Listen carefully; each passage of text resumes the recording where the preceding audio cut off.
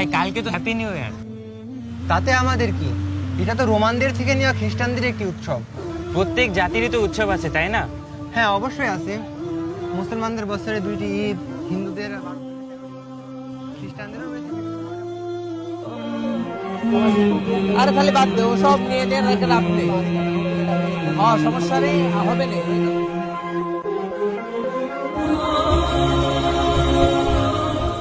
সব বাদ, সব বাদ।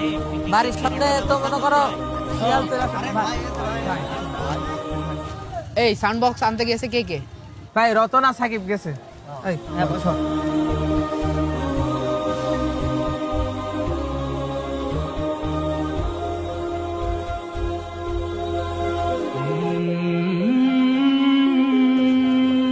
এখানে কত আছে? 23,500। টোটাল বাজেট তো ছিল 25,000। রতনা সাকিব চান্দা দেয়নি। আচ্ছা, দেখছি ব্যাপারটা। তোদের যা বললাম তোরা ওটা কাজগুলো করে ফেল, ওকে কর। আর আমি হচ্ছে যে বাজার থেকে বাজার করে ওকে করে আসি, ঠিক আছে? আসে না একবারে ই করছে।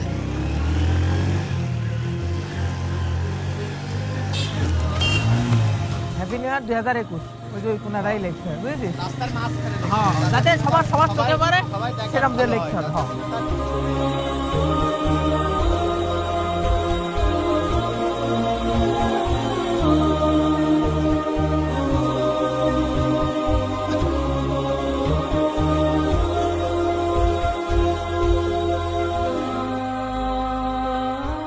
সুন্দর করে লেখিস। লেখাতে প্রায় শেষ, পাশে কি নামগুলো লিখে দেবো? না না, আগে আকিব ভাই আসুক, তারপর শুনে লাগবা না। ভাই আতশবাজি আর পটকা তো কেনা হলো না এখন। বাজারগুলো রেখে তারপরে কিনতে যাবো। ঠিক আছে ভাই, আজকে কিন্তু বোতল লাগবে। নো টেনশন, টাইমলি পেয়ে যাবে। ঠিক আছে ভাই। মনে করো যে আজকে ফুল কাঁপাই দিতে হবে, এলাকা ফুল গরম হয়ে যাবে।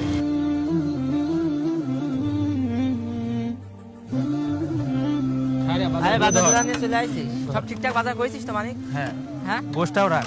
দে দে দে। মাংসের দাম ও, মাংসের দাম বেড়ে গেছে।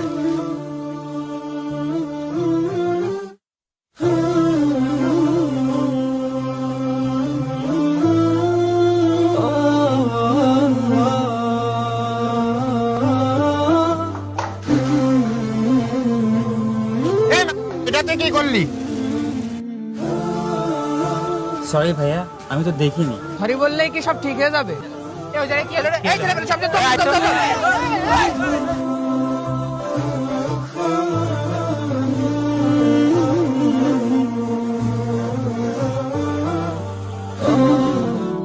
আপনারা এসব কেন করছেন?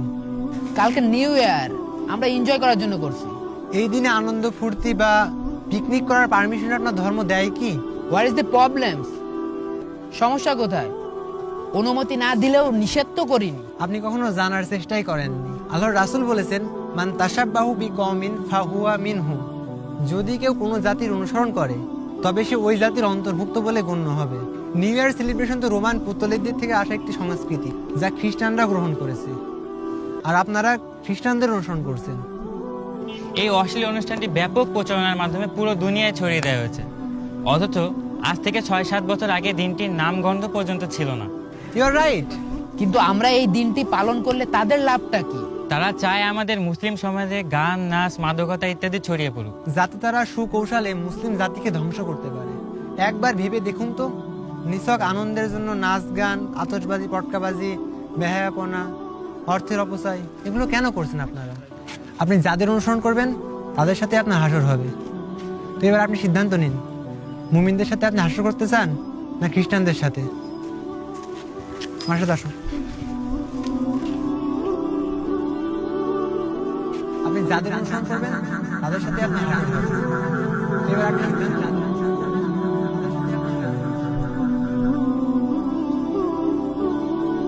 আপনি যাদের অনুসরণ করবেন তাদের সাথে আপনি